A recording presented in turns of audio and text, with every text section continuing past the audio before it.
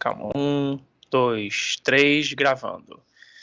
Boa noite, pessoal. Boa tarde, bom dia, boa madrugada, para todos os sentidos em quem está aqui acompanhando nosso mais uma entrevista aqui no meu canal Investigação OVNI. E eu tenho aqui a honra de trazer para vocês uma pessoa muito legal, com um assunto extremamente interessante, controverso, muito controverso, mas que eu sou apaixonado. Tem aqui com a gente o Beyman Kadesh, ou de Pankara Vedas. Um grande conhecido aqui da revista UFO. Ele é especialista em criptologia esotérica hebraica, autor de 17 obras, incluindo o iniciático Crônicas de Keden. Foi o rabino da Elijah Kibbutz, Aisha Haor. Você me corrige, cara, se eu estiver falando sério. E fundador de Garakulan Moshav. Quebalista, a reencarnação de um dos sábios antigos, dedica-se para compartilhar a sabedoria de Zohar e dos Vedas com a humanidade. Meu amigo, se eu errei, me corrija, mas boa noite, de para. Se você me colocar no navio e falar assim, solta a âncora, eu não vou saber nada. Entendeu?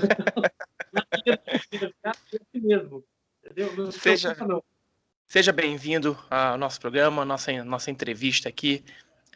Muita gente me pediu essa entrevista, depois de ver aquela entrevista que a gente fez com o Gevaer no programa Ufologia Sem Fronteiras. Muita gente falou, traga ele aqui, você já trouxe a Vanted, agora tem que trazer ele. Eu trouxe. Tá aqui. Meu amigo, pra gente começar nossa entrevista, eu vou começar como eu sempre começo. Aonde que você entrou na ufologia? Eu sei que o assunto não é a ufologia em si, são assuntos relacionados à ufologia, que você busca, traz para ufologia. Mas quando começou isso? Não, na verdade, eu sou apaixonado pela ufologia. Eu sou apaixonado pela ufologia desde a minha mais tenra idade, né? Então, as minhas primeiras memórias sobre ufologia vêm das minhas séries, né, preferidas que eu assistia na infância. A primeira que eu me lembro claramente, né, é uma série inglesa chamada UFO, que inclusive agora está sendo relançada em DVD, essa série, e eu vou comprar essa série. A outra série que é a minha preferida, inclusive, era o Projeto Blue Book, passava na Globo, né, aqui foi apresentado como Projeto Livro Azul. Nossa, eu não perdia um capítulo. E isso era nos anos 70. Então eu sempre, desde pequeno, eu sempre fui, vou usar essa palavra, fissurado na ufologia, né? E claramente eu declaro, né, não me considero ufólogo, né? Eu sou realmente um apaixonado pela ufologia, e se eu dissesse, né, se eu declarasse que eu sou ufólogo, eu seria arrogante, né? Mas, né, eu posso dizer que eu sou especialista em ufocriptologia. Aí sim, mas não sou ufólogo. Mas aí que começa, né? E você pode ter certeza que já na minha adolescência eu li revista UFO, eu tinha exemplares da revista UFO, mas quando eu voltei aqui para Suzano, eu perdi, não sei onde preparar, né? Mas, então eu estou, digamos, conectado com ufologia desde molequinho. Muito legal. E você estuda a criptologia. O que é a criptologia? Na verdade, o que é a ufocriptologia, né? Que é o que nós estamos usando agora para decodificar os eventos ufológicos. Resumindo, né, a ufocriptologia, ela estuda a descoberta ou a criação de ferramentas criptofológicas, né, que serão aplicadas sobre aparentes eventos ufológicos ou episódios ufológicos, né, a tentativa de decifrá-los ou encontrar evidências para esses aparentes eventos ufológicos, né? Porque tudo carece de evidência, né? Porque senão se torna uma teoria da conspiração, se torna uma crença, e eu preciso de evidências, né? Apenas para citar um exemplo, né?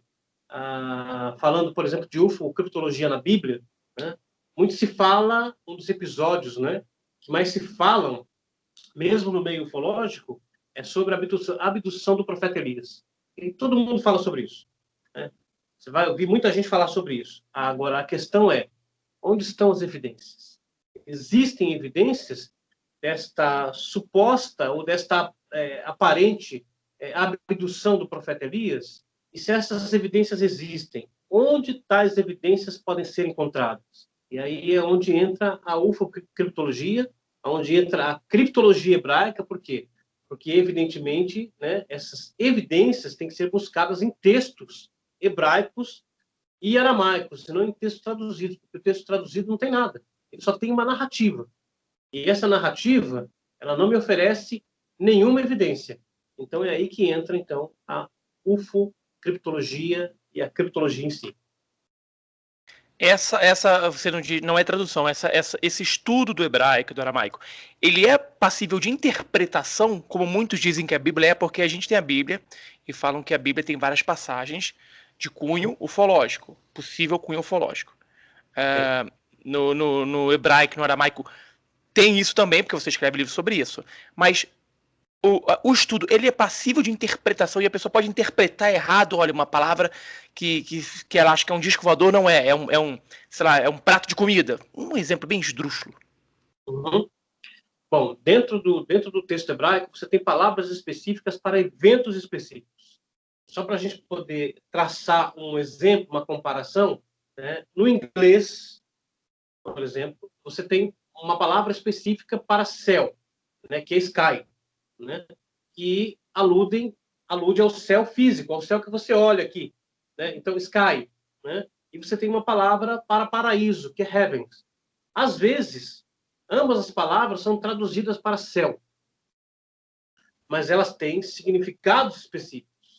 Assim acontece também dentro do hebraico. Você tem significado, você tem palavras para coisas específicas, né? E você só pode produzir uma interpretação, né, e uma falsa interpretação se de fato você não conhecer o hebraico e não souber o que aquilo significa. Então, quando você não sabe o que aquela palavra significa, você empresta para ela um significado. E aí foi isso que aconteceu com a Bíblia, por exemplo, né? Como o hebraico é muito específico, né, e certas palavras no hebraico não têm tradução, eles precisaram emprestar significados. E esses significados, na sua grande maioria, são falsos. São apenas uma interpretação teológica para amparar o dogma ou a crença da pessoa. E não é, de fato, né, o significado real, verdadeiro, daquela palavra hebraica, né? Então, nós chamamos, inclusive, nós falamos sobre as traduções, né, foram produzidas em cima do texto hebraico, que se tornou a Bíblia, né? No caso, nós chamamos isso de confusão e perplexidade, porque está cheio de ideias falsas, cheio de ideias mal interpretadas. E não acontece quando você conhece o hebraico. Então, por exemplo, voltando, só para a gente entender, né, claramente, no evento do profeta Elias, ok? Você tem, então, o texto hebraico, né? Eu vou até ler aqui, só para a gente... para eu poder explicar melhor aqui. Então, Melachim, Sefer Melachim, Beit, capítulo 2, no versículo 11. Então, o que diz o texto hebraico? O texto hebraico diz assim, olha, vai remar, holhim, halor, vedaber, veine, rechev, esh, vesusei, esh, vai ipridu, veim shenehem, vai a Eliyahu, beseará, shamai. Então, traduzindo, só para a gente compreender, né? E aconteceu que, caminhando eles e falando, eis que uma carruagem de fogo, com cavalos de fogo, e cavalos de fogo separou um do outro e foi elevado Elias numa tempestade aos céus, né? Então, aqui é onde se produz uma interpretação. As pessoas dizem assim, ele foi arrebatado, né, dentro da religião, né? E aí alguém vai amparar isso em textos do Novo Testamento dizendo assim, olha, carne e sangue não entram nos céus, portanto, esse arrebatamento não foi físico, né? Então, isso é uma interpretação, e essa interpretação é falsa, né? Por quê? Porque existem textos antigos, escritos em aramaico, que trazem outras evidências para amparar que o que aconteceu aqui foi uma abdução de fato.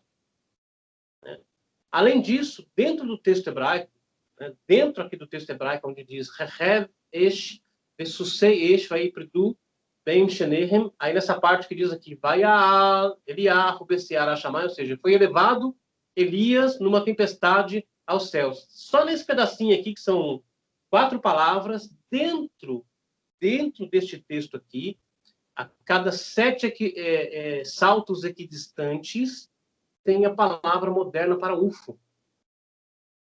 Dentro do texto, que é uma palavra moderna, que foi criado, né, pelo professor, oh meu Deus, fugiu aqui da minha mente. Heineck. Isso, o professor Heineck, do Projeto Blue Book, foi criado por ele, mas, incrivelmente, esta palavra moderna, UFO, transliterada para o hebraico, existe dentro de um texto que tem 3.000 anos e que narra, né, vou chamar de novo, né, possível evento ufológico. Então, a pergunta que, como especialista em criptologia, eu faço é: que raios está fazendo essa palavra moderna dentro deste texto que tem 3.000 anos e que narra uma possível abdução? Então, já esta palavra, a cada 7 intervalos equidistantes, veja, ele não está, uma letra salta 10, outra letra salta 20. Tem uma letra, salta 7, salta mais 7, outra letra. Né? Isto indica que essa palavra foi codificada no texto propositalmente. Ela não surge permitida pelo acaso randômico ou pelo grande número de letras que existe dentro do texto.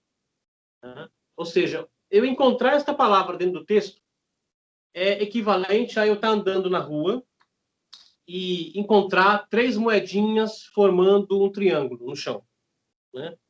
Então, eu sou lá um especialista em estatística. O que eu faço? Eu vou fazer um cálculo. Fico intrigado com isso. Qual a possibilidade das moedas terem caído de um bolso, por exemplo, formando um triângulo no chão? Né? Eu faço lá os cálculos e descubro que há a possibilidade das moedas terem caído de um bolso e formado um triângulo no chão. Mas eu continuo no meu caminho. Lá na frente eu encontro uma pilha com 10 moedinhas, uma em cima da outra. Okay? Bom, aí eu não preciso fazer um cálculo. Porque qual a possibilidade das moedas terem caído do bolso, uma em cima da outra e formado uma pilha? Não existe. Isso é impossível. Ou seja, as moedas foram colocadas propositalmente, uma em cima da outra, formando uma pilhazinha no chão. Isso é equivalente ao que acontece aqui. Né? Ou seja, o surgimento da palavra UFO, transliterado por hebraico, dentro de um texto que narra uma possível abdução de um profeta antigo, a cada 7 intervalos equidistantes, não aparece dentro do texto por acaso. Ela foi propositalmente codificada, ela é uma evidência. Mas quem então teria colocado isso ou escrito esses textos dessa forma? Aí que está o segredo da língua hebraica, né? Primeiro, você tem um texto que é a Torá, que não é desse mundo. Né? Depois a gente pode falar sobre isso, você pode perguntar e eu posso responder. Né? Você tem um texto que é um texto claramente alienígena, ele não é desse mundo. E você tem uma língua que é a língua dos Elohim, que é a língua de Deus, vou dizer assim, né? Que não é desse mundo também. Então, por si só, essas duas coisas já são milagrosas. E aí acontece este milagre que mesmo os cientistas não conseguem explicar, né? Como que estes códigos surgiram dentro desse texto. Segundo a tradição que nós conhecemos, que nos foi contada e que nós lemos em textos antigos, né? Quando Moshe, né, o profeta Moisés, recebeu as tábuas da Torá no evento do Sinai, Deus contou a ele que a Torá era um código e que mensagens estavam criptografadas dentro do texto hebraico. Mas nós precisamos de 3.000 anos para descobrir isso. Só foi com o advento da computação que isso pôde ser descoberto e provado. Que existiam códigos dentro da Torá que falavam de coisas que aconteceriam muito tempo depois da Torá ter sido revelada no evento do Sinai. Então, aí... O que parte... aí tá, eu vou perguntar para você o porquê que a Torá é alienígena. Mas o que tem no texto? Seriam profecias que estavam no texto que aconteceram depois? Ou eventos, acontecimentos ou conhecimentos que apareceriam? Tudo. Tudo que você possa imaginar. Qualquer coisa que você queira procurar hoje, né? Você tem um software, por exemplo, para isso, para pesquisar isso, né? Esse software é em hebraico, né? Se você colocar uma data, por exemplo, né? Um ano, o nome de uma pessoa ou um evento, né? Você vai encontrar isso codificado. Quando você descobre esse código, e que você abre a matriz e você começa a ler a matriz, você fica completamente impactado com um número alto de pormenores que surgem em estreita proximidade com esses códigos, ou com a data ou com o nome da pessoa. Como, por exemplo, até mesmo a cicatriz que a pessoa tem no corpo, as coisas que aconteceram na vida dela, as coisas que vão acontecer, muitas vezes, né, nós descobrimos isso. Então, isso é extremamente impressionante. Então, você vê que existe aqui um texto, uma língua, né, completamente milagrosa, que contém informações dentro dela de coisas que aconteceram, aconteceriam, informações, ciência, medicina, tudo codificado nesse texto. Tá, eu vou dar uma de advogado do diabo. Ok. Foi só você que descobriu isso? Ou essas descobertas que estão dentro do texto foram também já descobertas ou estão sendo descobertas por outros pesquisadores? Nem falo ufólogos, né, que gostam de ufologia. Pesquisadores. Com relação à ufologia, foi somente eu mesmo. Com relação à ufologia, né? Agora, outros códigos, né? Outros eventos, né? Têm sido pesquisados por muitos decodificadores de códigos hebreus, né? Israelitas, judeus, né? Essas informações nós conhecíamos pela tradição já há muito tempo, porque isso foi passando de mestre para discípulo, né? Sempre soubemos que havia um código na Torá, né? Tanto que a criptologia ela surgiu, né, da perseguição dos criptólogos hebreus, os chamados cabalistas, né, por esses códigos. Então aí surgiu a criptologia, e inclusive a própria computação, você vai estudar isso em livros que existem hoje, surgiu daí também. Por exemplo, né, o próprio, meu Deus, como é que era o nome dele? Ai, Bill Gates, Steve Jobs. não, o Turing, né? Turing. Que criou, digamos assim, o primeiro computador, ele era criptoanalista, né? E ele estudou, né, a questão do advento desses códigos dentro desses textos. Agora, aquela pergunta que você falou que eu ia te fazer. Por que a Torá é um texto alienígena? Ele foi entregue pra gente com alguma intenção? E por que você acha que ele é alienígena? Bom, eu vou tirar a palavra acho, né? Vou tirar a palavra acho, por quê? Porque nós temos textos, narrativas dentro da língua hebraica, em livros antigos, e quando nós falamos antigos, livros com 3.000 anos, 4.000 anos, que foram passando de geração em geração, que explicam, por exemplo, como a Torá foi dada à humanidade, né? Do que a Torá era feita, no que ela foi escrita, quem escreveu a Torá, né? E a quem a Torá pertencia. Então, por exemplo, só para termos uma ideia, né, nós temos um texto muito antigo chamado Ascensão de Moisés. Esse texto é bem antigo. Esse texto narra, né, como Moisés subiu aos céus para receber, para aprender Torá e receber a Torá, né? Então, começa no evento, vou começar por aqui, no evento da sarça ardente, né? Quando o anjo, né, de Adonai falou com Moisés através daquele evento. Pergunta que se faz, né? Quem era este anjo, né? Então, está escrito, foi o anjo Metatron. Quem era Metatron? Metatron foi Enoque. O que aconteceu com Enoque? Enoque foi abduzido. Tanto o texto que narra a abdução de Enoque, que se encontra num livro antigo chamado Sefer HaYashar, o livro dos justos, que é mencionado na Bíblia, esse texto, inclusive. As palavras que narram a abdução de Enoque são exatamente as mesmas palavras que narram a abdução do profeta Elias. Exatamente a mesma narrativa. Tá? Inclusive mencionando, né, a carruagem de fogo e os cavalos de fogo. Mas o texto é muito mais amplo, inclusive. Né? Ok, Enoque falou com Moisés e o convidou a subir aos céus, né, aonde tudo lhe seria mostrado.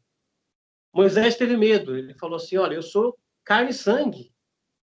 Como eu vou sobreviver nesse reino? Né? Então, Metatron, né, de acordo com esse texto, transforma o corpo de Enoque num corpo semelhante ao dele. Né? Feito de fogo, translúcido, os olhos de Moisés se tornam como tochas de fogo, né? Os órgãos dele podem ser vistos através da pele, né? Ele é vestido com uma roupagem, que é chamada roupagem de luz, que foi a mesma roupagem que os textos antigos narram, que o profeta Elias ganhou depois. Depois a gente pode falar sobre isso, pode me perguntar sobre isso, eu entro nos detalhes, né? E Moisés vai subindo e Metatron vai explicando para ele todos os 7 céus, né? Até que ele chega lá em cima e ele encontra determinados anjos, cujo tamanho é o tamanho de uma constelação. E o texto narra que para chegar até a cabeça desse anjo, por exemplo, uma pessoa teria que viajar 500 anos terrestres. Olha só os detalhes que contém os textos, né? E aí, quando chega lá em cima, Moisés é colocado entre esses seres, né, alguns feitos de fogo branco, o texto fala, né? E que respiram fogo. E Moisés fica com medo. Ele diz, eu vou morrer aqui. Né? Então, diz que Deus envia o anjo Adraniel, que era gigantesco também, para proteger Moisés. Né? Então, Moisés começa a conversar com estes seres, né? E ele começa a aprender a Torá. Né? Então, num determinado ponto, né, Moisés requer a Torá para a humanidade. Mas os seres dizem assim, não, a Torá é nossa. Você não vai receber a Torá, a não ser que você possa provar que vocês são dignos de receber a Torá. Então diz que Moisés, que era instruído na sabedoria da Cabalá, desde pequeno, porque ele era hebreu, né? O pai dele era um cabalista, né? E tem aí muitos segredos sobre a concepção de Moisés, que eu nem vou entrar no mérito aqui. Né? Moisés pega esse texto da Torá e começa a permutá-lo, começa a contar com as mesmas letras que contam as histórias dos anjos, dos céus, de outros mundos, a história da humanidade. E aí os anjos, tá bom, ok, você nos convenceu. Né? Aí, então, vai acontecer agora a outorga da Torá, que vai acontecer no Monte Sinai. Né? Que no texto hebraico é chamado de Har HaElohim, a montanha dos deuses, ou a montanha de Elohim, porque constantemente os deuses desciam sobre esta montanha. Né? Elohim descia sobre essa montanha, a começar desde Adão. Adão recebeu a sabedoria de um anjo chamado Raziel, né? No topo dessa montanha. Então existia já uma tradição muito antes de Moisés sobre isso. Bom, ok. Né? E aí que vai entrar depois o Eric von Däniken também nessa história, né? Porque o texto, né, da Torá narra o quê? Né? Que Deus pediu para que Moisés criasse um termo para que as pessoas não chegassem próximo da montanha quando Deus se manifestasse sobre ela, porque eles poderiam morrer. E é aí que o Eric von Däniken, por exemplo, acha estranho e ele começa a pesquisa dele, né, nessa questão. Bom, aí acontece isso, né? No dia 6 de Sivan, que é um mês hebreu, né? É o terceiro mês hebreu, que é o mês de Gêmeos, aqui para nós. No 6º dia de Sivan, né, os céus baixam, se abrem, né? Então diz o texto que 22.000 carruagens de fogo passam por esse Stargate, por essa abertura, né? E diz que a montanha é arrancada do chão, ela é virada de ponta cabeça e o divino coloca os pés sobre a base da montanha e nas mãos ele traz a Torá. E aí os textos antigos narram do que a Torá era feita, né? A Torá era feita de safira e escrita com fogo branco e fogo negro. E essas letras, essas palavras escritas na Torá, podiam ser lidas por qualquer pessoa, mesmo que ela estivesse do outro lado, ou seja, no avesso. Ele conseguia ler esses textos. E essa Torá, essas duas tábuas de safira, que não era uma safira deste mundo, segundo os textos antigos nos narram, né? Essas safiras foram criadas no 6º dia do crepúsculo da criação, especificamente para que a Torá fosse escrita nelas e entregues a Moisés depois. Tá? Então, era uma safira que também não era desse mundo, né? E aí o texto do Midrash, por exemplo, que é muito antigo, diz o seguinte, né?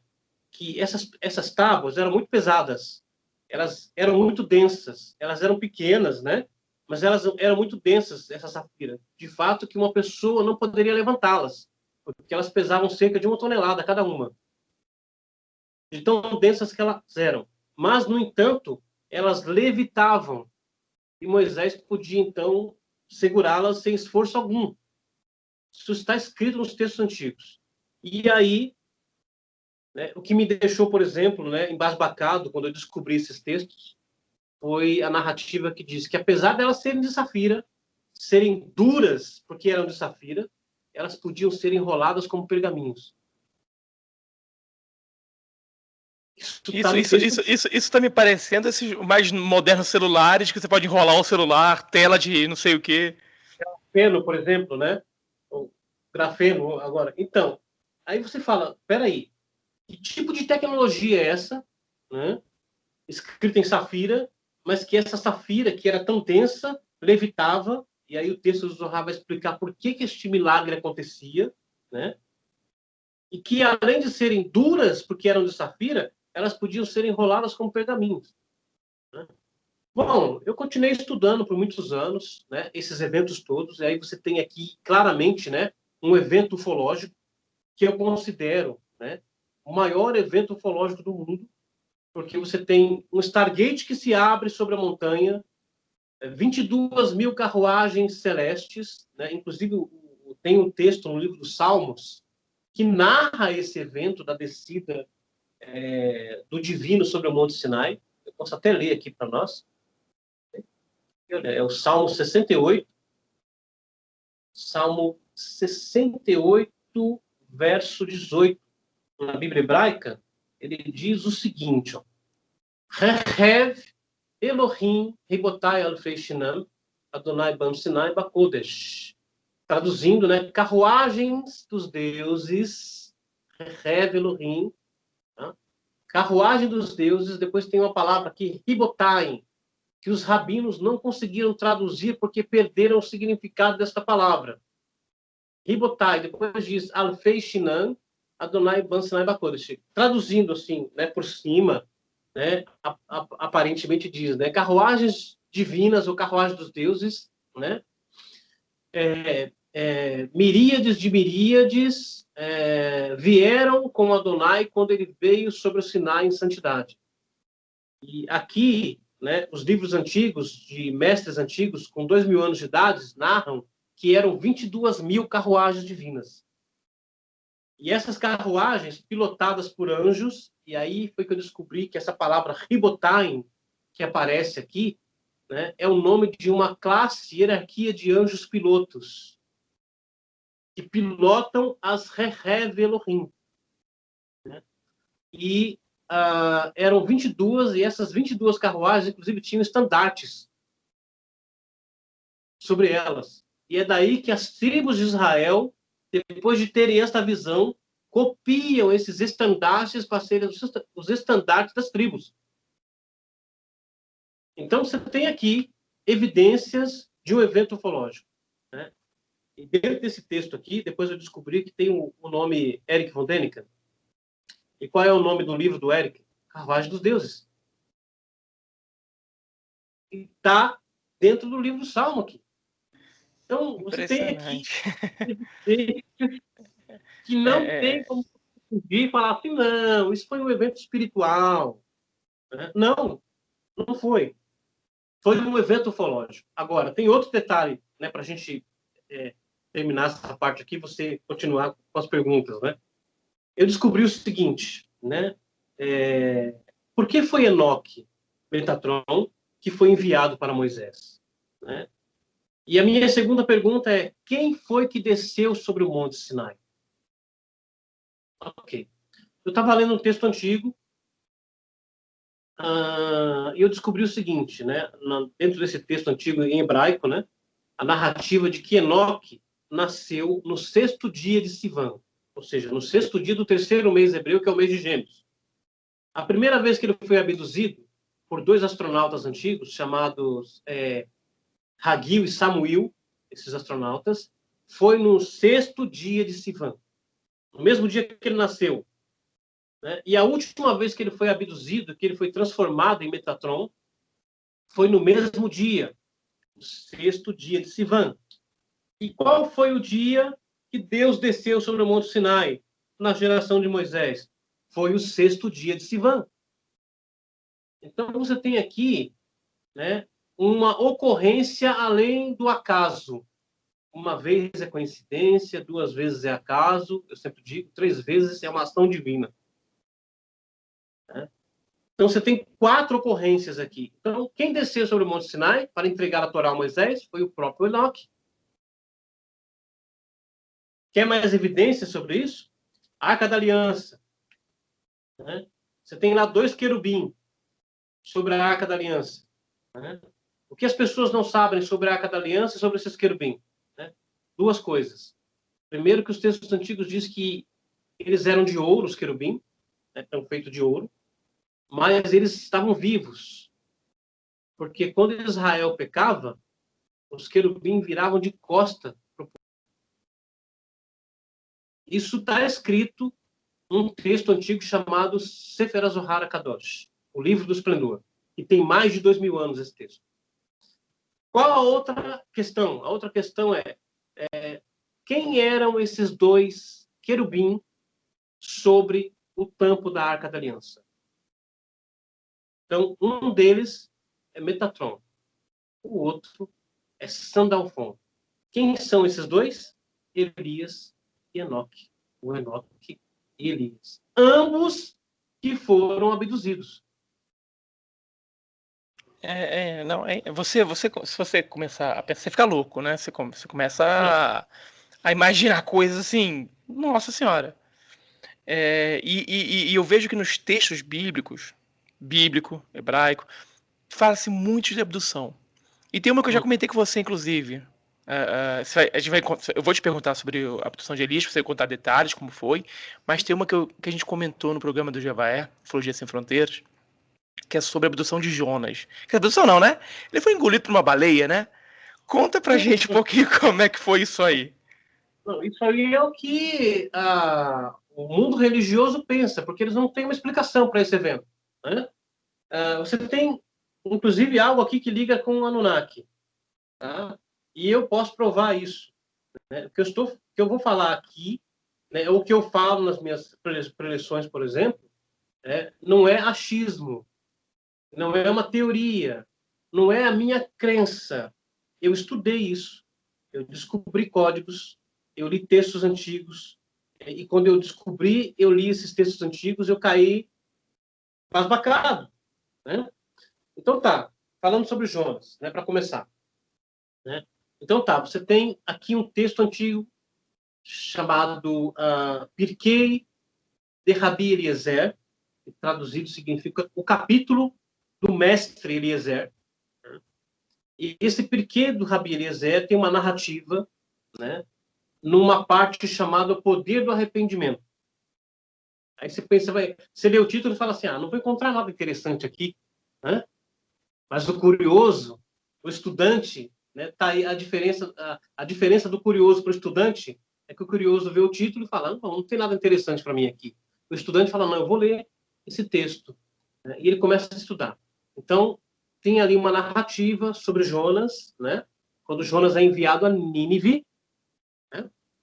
Onde fica Nínive? Na Suméria, né? Ficava na Suméria, ok? Então, Jonas é enviado a Nínive, ele não quer ir, ele fala, não vou, ele tenta fugir da missão, ele embarca num navio, desce até o porto de Yafa, né? O de Yafo, né? No hebraico, hoje é chamado, na Bíblia é chamado Jope, né? Porque eles trocam a letra Yud no hebraico por J, e ele pega um navio para Tarshish, que é traduzido para Tarsis. No caminho, o divino envia uma tempestade, né? E a palavra tempestade aqui é uma palavra comum, tanto nesse texto como no texto da abdução de Elias, é a mesma palavra, né? Que eu traduzo para vórtice, não tempestade. E, bom, tá, ok, eles pegam ele para resolver o problema, depois de jogarem sortes e tal, e lançam o Jonas no mar. Então, o texto do mestre Eliezer diz o seguinte, né? Que começa dizendo que e Deus preparou, né, um grande peixe para engolir Jonas. E aí o Rabino Eliezer explica o seguinte, está escrito, preparou, porque este peixe foi preparado no crepúsculo do 6º dia da criação, milhares de anos antes do evento do Jonas. Ok. Aí Jonas é engolido por esse peixe. A palavra usada é Dag Gadol, é grande peixe, não é baleia. Não é uma palavra específica para baleia. Tá? Então, a teoria de que foi uma baleia que engoliu Jonas já começa a cair por terra. Ok, e esse grande peixe engole Jonas, e aí o texto do Rabi Eliezer diz o seguinte, que dentro da barriga do peixe, né, Jonas encontrou salas como um palácio. E no ventre do peixe havia uma pérola pendurada, e esta pérola conversava com Jonas. Está escrito no texto. Né? E que através dos olhos do peixe, e o texto fala assim, né, o texto do Rabi Eliezer, que os olhos do peixe eram como o sol ao meio-dia iluminando Jonas. Okay? E que através dos olhos do peixe ele pôde ver o fundo do mar e todos os mistérios que estavam no fundo do mar. Né? Isso é o que diz o texto. Então, peraí. Né? Você tem um peixe que tem salas como um palácio, uma pérola que fala, né? Uma espécie de computador quântico, né? E tem janelas no peixe, que são os olhos dele, né? E que, através dessas janelas, o Jonas podia ver o fundo do mar. Bom, aí eu fui, né, buscar evidências criptográficas dentro do texto da narrativa do Jonas. E eu descobri uma palavra aqui dentro do livro do Jonas. Deixa eu abrir aqui. Ioná. Cadê? Yoel, Amós, Ioná. Aqui. O próprio capítulo 2, que narra, né, esse evento que diz vai Emam Adonai, Dag Gadol, Bebiloá, Etioná. Vai Ioná, Bimei, Adag, Shiloshá Yamin, Veshiloshá Leilot. Ou seja, preparou Adonai um grande peixe para engolir Jonas. E esteve Jonas no ventre, e essa palavra aqui no ventre é Bimei. Essa palavra tem as mesmas letras, né, hebraicas, né, do código objeto marítimo não identificado. Basta eu pegar essa palavra e mudar as letras de posição. E eu revelo o que era o ventre do peixe. O peixe era um objeto marítimo não identificado. Um OSNI, né, que a gente fala, objeto submarino não identificado, um OSNI. Isso. Tanto que no meu texto, quando eu escrevi sobre isso, né, o título que eu dei é Jonas e o Submarino Atlântico. E aí, peixe, né, a pérola falando com Jonas, né, num determinado ponto, diz o seguinte para Jonas: você não sabe que chegou o meu dia de ser engolido pelo Leviatã? Que é outro mistério, grande mistério dentro dos textos hebraicos, o Leviatã. Então Jonas diz assim: tá bom, me leva lá no fundo, né? Aí você não tem como alguém sobreviver no fundo do mar, dentro de um peixe, ou dentro do estômago de um peixe, sendo corroído por ácidos estomacais, né? Então você vê que não é um peixe, né? E a grandes profundidades sem ser esmagado pela pressão, né? Então o peixe leva o Jonas até o fundo do mar e o Jonas fala com o Leviatã, diz o seguinte para o Leviatã: olha, no final dos tempos, eu voltarei aqui e vou colocar um anzol na tua boca, vou te pescar e vou servir a tua carne no banquete dos justos.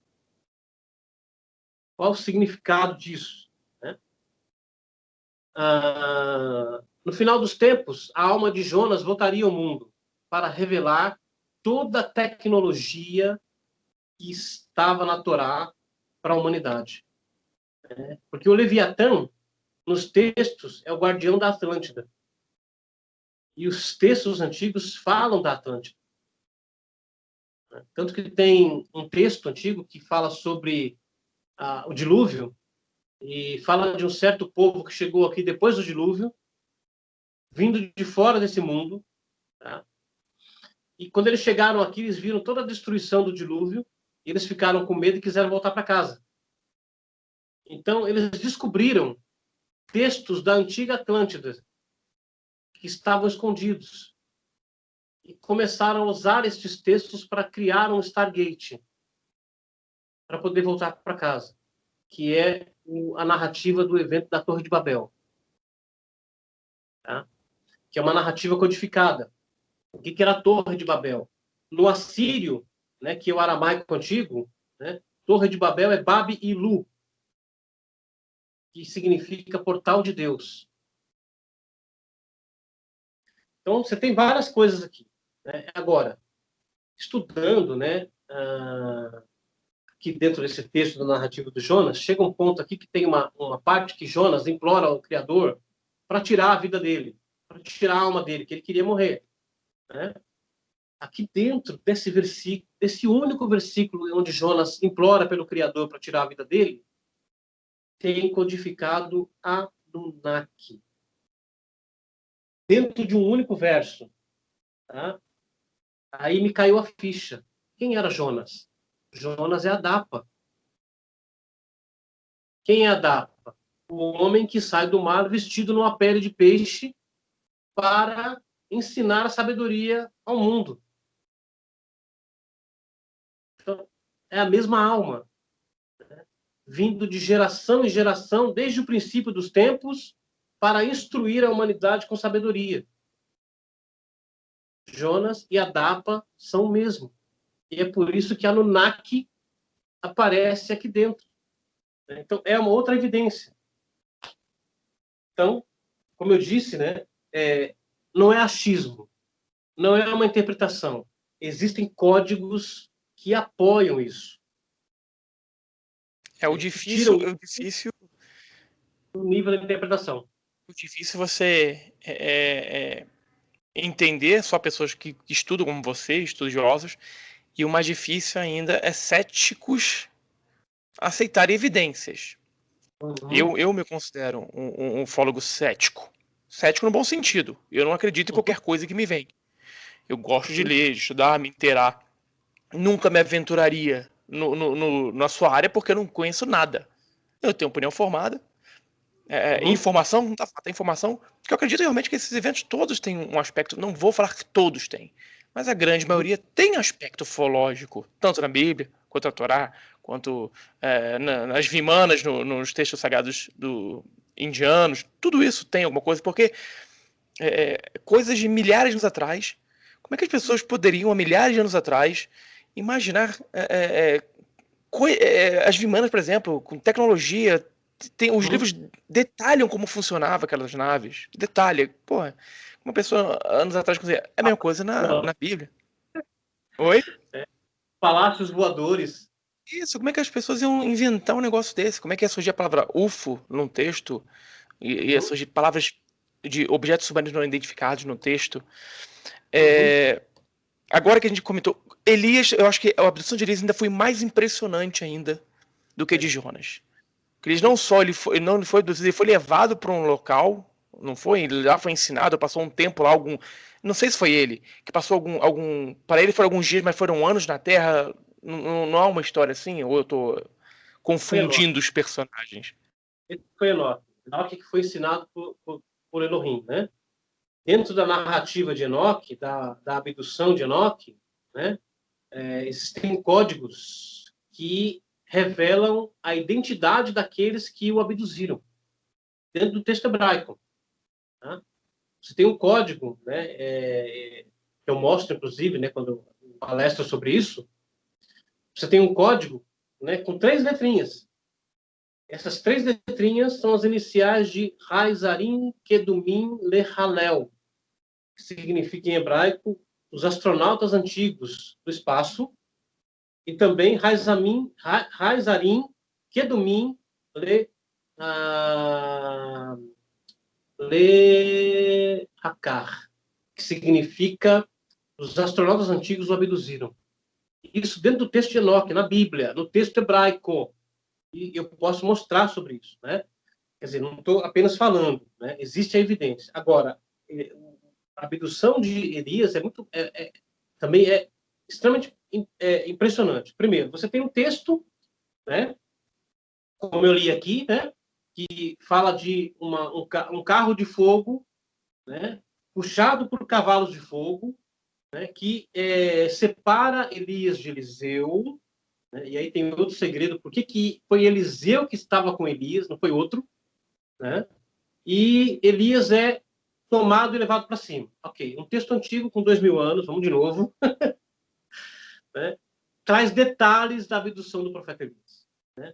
E dentro desse texto, um rabino antigo chamado Shimon Bar Yochai, ele diz o seguinte, ele começa dizendo o seguinte, eu descobri no livro de Adão, olha só, detalhe importante. Eu descobri no livro de Adão, aí depois eu falo que livro que era esse, né? Escrito que, num determinado tempo, um certo espírito deveria vir à Terra e ser vestido num corpo, que depois, né, este certo espírito deixaria a Terra e seria vestido num corpo de luz. E este espírito, o seu nome é Elias. Isso está escrito num livro com 2000 anos em aramaico. E aí o Rabino Shimon dá mais detalhes. Ele diz o seguinte, né? Que quando isso aconteceu com Elias, né? Ele foi elevado no vórtice, né, aos céus, pode ser traduzido como redemoinho de fogo. Tá? Quando ele foi elevado nesse vórtice, né, o corpo do Elias, né, ficou preservado no vórtice. E ele tomou um outro corpo de luz, igual ao corpo dos seres dos céus, os Elohim, para poder caminhar entre Elohim. Porque ele só poderia sobreviver lá em cima usando outro corpo. Ou seja, um traje bioluminoso. Mas o corpo dele terrestre ficou no redemoinho. E aí o Rabino Shimon diz o seguinte, quando Elias vem à Terra, ele toma aquele corpo que fica preservado no vórtice, em animação suspensa. Isso aqui eu estou completando com as minhas palavras, tá? Ele toma aquele corpo que fica preservado no vórtice e vem ao mundo para cumprir alguma missão. E quando ele toma este corpo, né, que fica preservado no vórtice, este corpo se chama Jonas. Então, por que aconteceu isso com Jonas? Por que aconteceu isso com Elias? Está tudo intimamente ligado, né? Tem até uma história, né, que eu posso exemplificar sobre Elias, né? Que nos é contada sobre o evento do 11 de setembro. Né? Havia um grupo de judeus que trabalhava lá no World Trade Center. Né? E eles estavam aguardando numa sinagoga ali perto, né? Para as orações da manhã, antes de ir para o trabalho. Mas as orações judaicas só são feitas com um minyan. O que é um minyan? Um grupo de 10 homens judeus. Se tiver 9, não faz as orações. Tem que ter 10. E só tinham 9 naquele dia. E eles ficaram esperando para ver se chegava mais algum judeu para completar o minyan, para eles entrarem na sinagoga, realizarem as orações e depois irem trabalhar. Né? E eles já estavam atrasados. Né? De repente, aparece um judeu que eles nunca tinham visto na vida, vestido de preto, chapéu na cabeça, né? Tradicionalmente como um judeu ortodoxo, né? E entra pela sinagoga e faz um sinal com a mão, venham. Né? E eles ficaram olhando para ele e disseram, quem é esse? Né? Nós nunca vimos ele aqui. E ele entra, né, sem ter conhecido ninguém ali, e lidera as orações da manhã. E eles ficam impressionados, falam assim, nós não conhecemos o sujeito chega aqui, né, convida todo mundo para entrar, ainda lidera, né, as preces da manhã. Ok. Né? E no momento que eles estavam orando ali, né, veio o primeiro avião e se chocou com o World Trade Center. Aí ficou todo mundo chocado, saíram para a porta para ver o que estava acontecendo, né? Passou mais alguns minutos, veio o segundo avião e se chocou com o Trade Center. Né? E todos eles que estavam ali trabalhavam no Trade Center. E por causa que eles estavam atrasados, eles não foram para o Trade Center. E aí eles viraram para trás, né? Cadê o outro que veio liderar as orações? Ele não estava mais, tinha sumido. E aí eles contam, né? Esse grupo de judeus contam que, na verdade, aquele que eles não conheciam era o profeta Elias. Que ele veio ali para salvar a vida deles. Tanto que ele desapareceu e nunca mais eles o viram. É impressionante, impressionante. Você citou aí o livro do Adão. Conta um pouquinho pra gente, porque nós, católicos, assim, a gente fala de Adão no paraíso, tirou a costela, fez a Eva, cometeu o pecado, a Eva comeu a maçã, eles foram expulsos do paraíso. Nunca ouvi falar de livro de Adão. Pra mim, Adão era só personagem do paraíso e ponto final. Pior que isso está escrito na Bíblia. Tá? Está escrito na Bíblia. Né? E dentro do texto que narra o livro de Adão, tem o nome do astronauta antigo que deu esse livro para Adão. Que é o anjo Raziel. Raziel é um nome composto por Ras Sheliel, que significa Deus é o meu mistério. E é chamado príncipe conhecedor de todos os mistérios divinos. Né? Que é liderado por Metatron, que é Enoque. Né? Então, o livro de Adão foi um livro que ele recebeu no topo do Monte Sinai, também escrito em safira. E esse livro continha todos os mistérios do universo. E segredos tão profundos que, quando esse livro foi dado para Adão, as narrativas dos livros antigos dizem o seguinte, que veio Adraniel, que é um anjo poderoso no paraíso, e disse para Adão, olha, quando você estiver estudando o livro, não dê a conhecer os mistérios do livro para os anjos. Esses mistérios são para você. Eles não devem saber disso. Então Adão tinha que ler meio que escondido, já que ele estava cercado por anjos no paraíso, digamos assim, no Jardim do Éden, né? Ok. Esse livro continha, inclusive, hieróglifos. Então, o hieróglifo não é uma língua egípcia. Já começa por aqui, porque eles estavam escritos no livro de Adão. Os livros antigos dizem que esse livro era tão poderoso que se uma pessoa folheasse, né, ou tentasse tocá-lo, ele seria eletrocutado. Só Adão podia tomar esse livro. Então, Adão estudou esse livro e foi passando para os seus descendentes, até que chegou nas mãos de Enoque. Nas mãos de Enoque, esse livro, né, chamado Sipra Raziel Amalach, o livro do anjo Raziel, passou a ser chamado de Sefer Hanor, o livro de Enoque, tá? Que não tem nada a ver com essa narrativa que todo mundo conhece, que eles chamam de livro de Enoque. Aquilo ali é uma narrativa sobre Enoque, e não o livro de Enoque. O livro de Enoque era o livro de Adão. Tá? Por exemplo, o que tinha nesse livro? Hoje você tem satélites, né, que viajam pelo universo que podem te dar conhecimento sobre Saturno, por exemplo. Né? Como é Saturno? Né? Ok. No livro de Adão, já tinha detalhes sobre Saturno. Tá? Isso está escrito nos fragmentos que restaram, né, do livro. Quer saber como era Júpiter? Né? Já no livro de Adão estava escrito sobre isso. Né? Esse livro depois chegou nas mãos de Noé. E foi com o conhecimento desse livro que Noé construiu a arca. As pessoas não sabem disso. Elas não têm ideia dessas coisas. Né? Porque, digamos assim, a igreja, né, o catolicismo, né, precisou esconder essas coisas ou destruir para que as pessoas não tivessem esse conhecimento, porque sem o conhecimento elas seriam facilmente dominadas. Né? Por exemplo, quando eles chegaram aqui nas Américas, né, os católicos, né, com as suas naus, né, para conquistar os espanhóis, né, para conquistar aqui o mundo, o novo mundo, eles descobriram que os maias tinham textos profundos em sabedoria. Né? Porque os maias, de certa maneira, eram discípulos de Enoque, indiretamente. Né? O que eles fizeram com esses textos? Destruíram. Porque Eram sacrilégios, né? Não falavam de Deus de acordo com que a Igreja Católica gostaria, então estava errado. Então, voltando no Elias, né?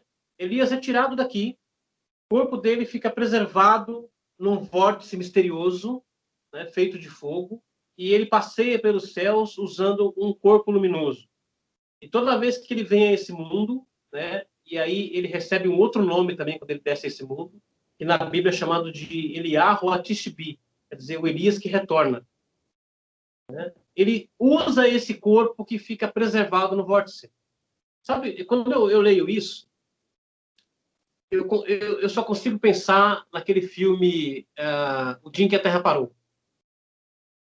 Tá? Quando o alienígena vem a esse mundo, ele toma um DNA para construir um corpo para ele. Porque, de outra maneira, ele não poderia sobreviver nesse mundo com o corpo celeste dele. Ele precisa de um corpo humano. Tá? Isso é a mesma coisa que acontece com Elias. Elias, ele precisa entrar nesse mundo para cumprir uma tarefa, mas ele não pode permanecer nesse mundo com um novo corpo que ele ganhou, que é um corpo luminoso. Ele precisa de um corpo humano. Então ele toma aquele corpo ou o DNA dele, constrói um outro corpo a partir daquele DNA que fica preservado nesse vórtice e desce ao mundo para cumprir uma tarefa. Então você tem todos esses textos que deixam claro, né, eventos ufológicos com evidências. É incrível. Para a gente finalizar a nossa entrevista, e virão outras, minha pergunta é, você falou, Noé. Noé era um anjo e o dilúvio foi para limpar a face da terra mesmo? Olha, Noé está ligado com a epopeia de Gilgamesh, não tem como desligar as duas coisas, né? Infelizmente não dá para mostrar aqui, né? Mas existem evidências profundas, inclusive, que estão ligados com a humanidade em Marte. Né? Inclusive eu falo sobre isso nas preleções, que Adão não foi criado neste mundo aqui. O texto do Zohar, que tem 2000 anos, fala que Adão foi criado num outro mundo e transportado para este mundo. Tá? E Adão tinha, inclusive, uma veste de luz, né? Igual à veste dos seres que o criaram, porque ele foi criado à imagem de Elohim. Ele não tinha essa aparência aqui, essa aparência caquética. Isso aqui é o que sobrou, eu vou chamar. Tá? Isso aqui é o que sobrou. Né? A aparência de Adão era uma coisa que você não consegue nem não consegue nem começar a pensar. Mas os textos antigos dizem que o que sobrou de Adão em nós foi isso aqui, ó. Unha. Porque a vestimenta luminosa de Adão, né, era feita do mesmo tipo de material das nossas unhas. Translúcida, de forma que os órgãos internos de Adão podiam ser vistos através desta vestimenta. E eu olhando minha unha aqui. Tanto que nós temos uma tradição, né, de um ritual que nós fazemos para encerramento da Shabat, né, que nós levantamos as unhas diante de uma chama, de uma vela, né, e recitamos a frase, né, no princípio criou Deus os luminares. Porque a vestimenta de Adão tinha o mesmo material das estrelas. Então, tem códigos que são mantidos na tradição. E aí nós olhamos para nossas unhas, como elas ficam translúcidas, né, pela chama da vela. Isso tudo para lembrar esses mistérios, né? Apesar que nem todos os judeus sabem desses mistérios, né? Quer dizer, a grande maioria não sabe. Então tá. E aí, o Noé, né? O texto do Noé diz o seguinte, né? Que aquela geração era uma geração mista, miscigenada. Porque Adão foi criado por Elohim e ele era como um anjo, só numa estatura menor. Tanto que o livro do Salmo diz isso, fala assim, olha, um pouco menor que os anjos eu te criei, falando de Adão, né? E aí veio uma geração depois que eram os filhos dos anjos, né? Que ficaram chamados como Nefilim na Bíblia, né? Que eles eram uma mistura do humano com o angélico, né? E que conheciam os segredos celestes. E Deus queria purificar o mundo, porque estava tudo errado aquilo ali, né? E ele não conseguia porque eles conseguiam se proteger, porque eles conheciam os seres angelicais e eles conseguiam comandar os anjos para protegê-los, né? Então precisava de uma estratégia para trazer o dilúvio ao mundo, né? Essa estratégia era produzir um ser que também era misto, angélico-humano, né? Porque o Zohar diz o seguinte, que uma pessoa, para controlar uma determinada energia, ela precisa ter um parentesco com aquela energia, seja positivo ou seja negativo. Então, para que Noé pudesse ter controle sobre isso, né, e pudesse abrir, né, uma oportunidade para que o mundo fosse limpo, né, dessa miscigenação angélica humana, Noé precisava ser, né, metade humano, metade anjo. E aí, então, os livros antigos narram, né, sobre como a esposa de Lemer, né, o pai de Noé, ficou grávida, né, é a mesma maneira como foi produzido o corpo para Moisés, e também concepção de Jesus. Tá? Tem o mesmo segredo aqui, né? Então, ele nasce, né, e luz brilha a partir de dentro do corpo dele para fora. Ele abre a boca, sai luz. Ele abre os olhos, é uma lâmpada, né, Noé. E ele era albino, totalmente branco, né? E eles precisam, então, escondê-lo, porque, né, você tem um garotinho que está brilhando no escuro, né? E o crescimento dele também foi muito rápido, né? Digamos assim, anormal, não foi uma coisa natural, né? Então, você tem aqui outro segredo, né? Que é como determinados seres, ou chamados messias, são produzidos nesse mundo para dar ao mundo uma oportunidade de alcançar a iluminação. Para poder explicar, eu tenho que falar sobre Moisés, né, que é como Moisés nasceu, né? Então, o texto do Zohar, que é antigo, tem 2.000 anos, diz o seguinte, né? A Bíblia fala o seguinte, e foi um homem da casa de Levi e tomou uma filha de Levi, né? Traduzindo chulamente, diz o seguinte, né? Foi um homem da tribo de Levi e se casou com uma moça da tribo de Levi também, né? Mas o Zohar fala outra coisa sobre esse texto. Diz o seguinte, quem era o homem, né, e quem era a filha de Levi? E o Zohar fala assim, o homem era o anjo Gabriel. E a filha de Levi, a alma de Moisés. Isso é o que diz o texto do Zohar. E o que fala o texto? Que Gabriel se casou com ela. O que ele fez? Ele se unificou a ela. Ele pegou uma centelha da alma dele e casou, costurou na alma de Moisés, né? Aqui eu explico como é que os missionários estelares, né, criam seres nesse mundo, determinados seres iluminados, né? E aí, né, o que acontece aqui, no segredo disso tudo, é que esta fagulha, né, casada, unida, né, o fragmento da alma do anjo Gabriel com a alma de Moisés, que era uma alma especial, que foi criada de uma maneira especial também, é colocada dentro do coração do pai de Moisés, né, e unificada com a alma do pai de Moisés. Então você tem aqui, né, um cordão de 3 dobras, né? A alma do anjo Gabriel, a alma de Moisés e a alma do pai de Moisés, que era Amram. Quando Amram vai ter relações com a esposa dele, né? Então o Zohar diz o seguinte, que esse fragmento de alma, ele desce para o sêmen. Esse fragmento de alma especial unificado com a alma do anjo Gabriel, com a alma de Moisés e a alma do pai de Moisés. E fecunda, né, a mulher de Moisés, né? E quando Moisés nasce, o texto diz o seguinte, né, que como o faraó havia baixado um decreto para que todo hebreu israelita, macho, nascido, deveria ser morto, né? Então, os soldados, né, egípcios sabiam quais eram as mulheres que estavam grávidas e eles estavam vigiando isso para que quando essas crianças nascessem, eles tomassem essas crianças e elas fossem mortas. Então, a pergunta é, como Moisés escapou? Ele nasceu de 6 meses. Né? Antes do tempo. Né? E aí, quando ele nasce como uma lâmpada, brilhando no escuro. Exatamente como Noé. Né? E ele tem que ser escondido num cesto, porque senão os soldados iam passar e falar, de onde que vem essa luz? Iam entrar e eu descobri. Então, diz assim, que logo que ele nasceu, algumas horas depois que ele nasceu, ele já começou a andar, olha só, né? Onde você vê uma narrativa semelhante? Na história de Buda.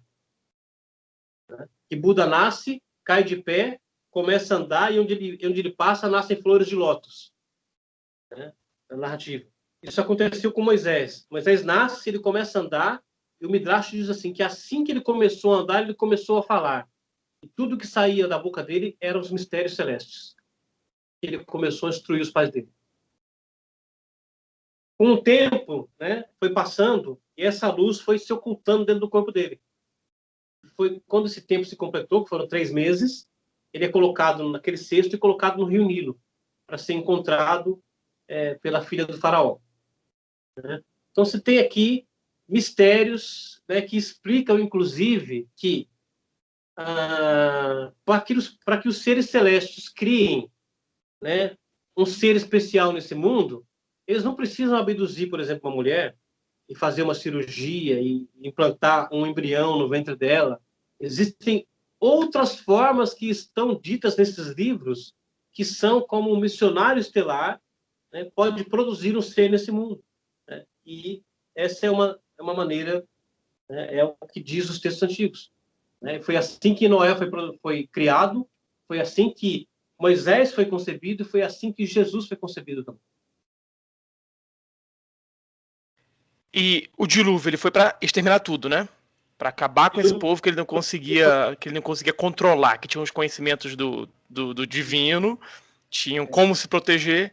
E o dilúvio veio e arrastou todo mundo, sobrou só a família de Moisés e os animais para reprovar o planeta. O conhecimento que eles tinham era justamente o conhecimento do livro de Enoque. Tá? O livro de Enoque. E por isso eles se protegiam. O Zohar também diz que a arca era como um depósito de sementes. As pessoas pensam que animais vivos foram introduzidos na arca. Não, eu acho que era como um depósito de DNA. Tá? O texto do Zohar diz isso. Quando usa a palavra semente, no texto do Zohar, no hebraico, no aramaico, é a mesma palavra para sêmen. É porque a gente é ensinado a ter a figura dos animais 2 a 2, né, o casal, para entrar na arca e procriar. No texto que fala que quando Noé veio para a arca e os animais veio com ele, dentro desse texto, tem a palavra hebraica codificada, a palavra hebraica halalit. Halalit em hebraico significa nave espacial. É muita codificação, meu amigo. É muita codificação. É muita coisa que explode na nossa cabeça. A gente está terminando a nossa entrevista. A primeira parte, eu farei mais parte, você, porque com certeza as pessoas vão querer ouvir mais. Eu queria muito agradecer sua presença aqui, Deepak, meu amigo. Recomendo e vou botar na descrição do vídeo todos os seus livros, seus contatos, porque eu tenho esse aqui, ó. Esse livro aqui é maravilhoso. Já descobriu por que essa montanha está flutuando aí, né? Exatamente, você contou aqui. E aqui tem mais detalhes. A gente tem, durante a entrevista eu estava lendo aqui, pescando uns capítulos para falar, mas é muita coisa legal. Então, meu amigo. Aí, Elias está aí nesse livro. Exatamente. Tá Exatamente. Inclusive, no curso que vai ter da revista UFO, né, em dezembro, que é o meu curso, né, que é o curso de UFO-criptologia, vou mostrar todos esses detalhes, todos esses códigos. As pessoas vão poder ver isso, não só esse ser meio esquisito falando, entendeu? A gente vai estar mostrando, né, os códigos, né, no texto hebraico, para a pessoa ver com os próprios olhos dela. Olha, está escrito aqui e aqui está o código. Né? Então, o curso vai ser 12 de dezembro. Ó, já é um spoiler para o pessoal já se preparar. Aqui em dezembro vai ter um curso maravilhoso. Meu amigo, então, gostei muito de agradecer a sua presença. Vai ser só a primeira entrevista. Teremos mais com certeza, porque o assunto é realmente muito interessante, curioso. Quem não acredita, tudo bem, pode criticar, mas que é um assunto muito interessante, de conhecimento, eu acho que é. Eu vi uma coisa hoje muito interessante, né? Eu vi aí um determinado cético, né? O pessoal agora descobriu um vídeo, né, que uma pessoa pega ponteiros, né, aqueles ponteiros que os pedreiros usam para cortar pedras, e vai colocando esses ponteiros numa pedra, num granito, né? Já vi também. Batendo até que a pedra racha e quebra ali de quase perfeita, né? E aí o cético falou assim, tá vendo? Refutamos alienígenas do passado. Né? Aí eu peguei, né, uma foto daquela pedra da mulher grávida que fica lá no Líbano, gigantesca, perfeita, e tão pesada que nenhum guindaste criado hoje conseguiria levantar aquela pedra, né? E coloquei lá no que ele disse e escrevi assim, é mesmo, né? Explica essa pedra aqui. Não vai explicar. Tem muita coisa que a gente não tem explicação. Céticos, por exemplo, eu também sou cético em certo ponto, você também é cético, né? Mas o problema do cético é o cético crente. E ele quer refutar alguma coisa para poder amparar a crença dele. E normalmente o pessoal é cético por ceticismo, redundantemente falando. Eles não têm explicação. Sempre falam que não é e ponto final. Pessoal, gostaria muito de agradecer a presença de todos. Espero que vocês tenham gostado. Como eu falei, é só a primeira. Vão ter outras entrevistas, com certeza. E espero com todos vocês aqui. Então, na descrição do vídeo vai ter os contatos do Deepak. Vai ter muito mais informação. E deem sua curtida, compartilhem o canal para a gente levar uma ufologia séria, de qualidade e honesta para todos vocês. Obrigado, pessoal. Boa noite.